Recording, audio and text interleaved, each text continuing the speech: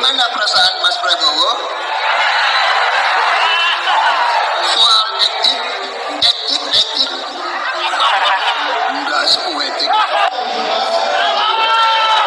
Jadi kalau hari ini ada calon penguasa, calon pemimpin yang kemudian ditanyain soal etik, lalu terus kemudian dia kesal, terus dia menjawab dengan endasmu etik.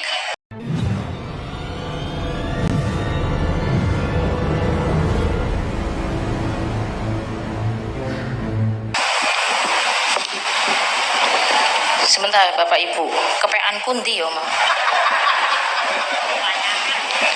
Yoi.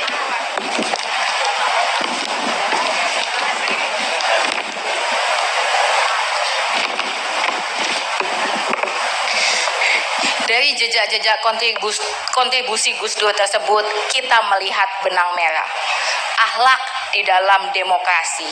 Dan itulah budaya etika yang coba dibangun oleh Gus Dur. Mengabaikan etika berarti mengabaikan kemanusiaan. Manusia memiliki harkat dan martabat karena kesadaran etisnya. Dan Sang Kholik telah mengamanahkan akhlak kepada kita manusia sebagai makhluk paripurnanya. Kita disebut dengan al-kholqu karena kita dibebani oleh akhlak. Dan itulah etika. Jadi kalau hari ini ada calon penguasa, calon pemimpin yang kemudian ditanyain soal etik, lalu terus kemudian dia kesal, terus dia menjawab dengan endasmu etik.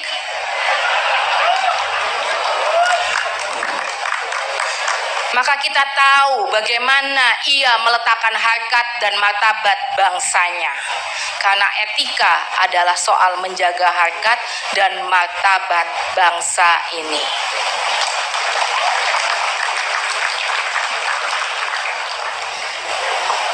Terakhir,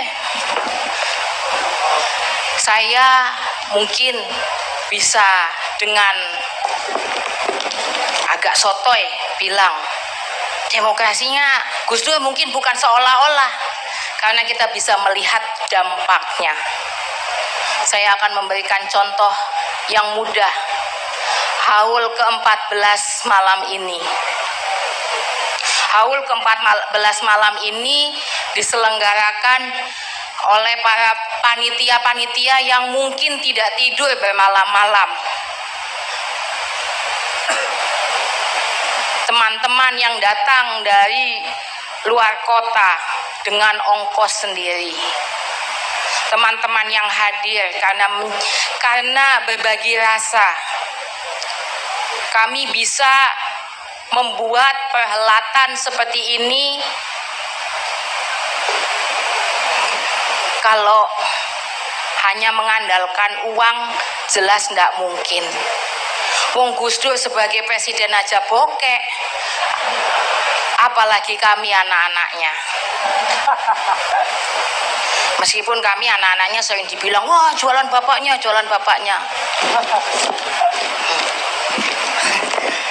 Tapi hasilnya nggak seberapa. Pengakuan yang biasa jual bapaknya. Karena bapak saya nggak bisa dijual di Shopee. Tapi jelas kami nggak mampu membayar teman-teman panitia, teman-teman sponsor, bahkan teman-teman pengisi acara yang seringkali datang ke sini itu hanya karena ditelepon, oh saya berangkat, tanpa dibayar. Itu pengisi acara Budayati langsung, hah? Hadiah aku nggak dibayar ini, gitu, langsung kaget.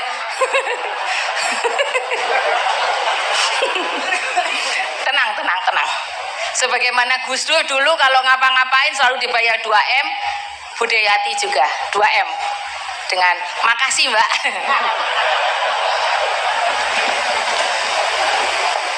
Tapi kami nggak akan mampu menyelenggarakan perhelatan ini kalau bukan karena kerja keras semuanya. Dan kami nggak mengiming-imingi apapun karena kami nggak punya apapun. Mereka datang karena mereka merasa terdampak atas apa yang dilakukan oleh Gus Dur.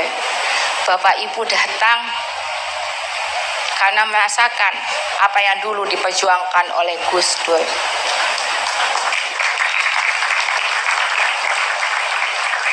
Terima kasih banyak Bapak Ibu semua. Terima kasih banyak para kiai. Terima kasih banyak terutama kepada teman-teman panitia. Iya, demokrasi Indonesia kita mungkin belum melihat, tapi kita perlu terus memperjuangkannya.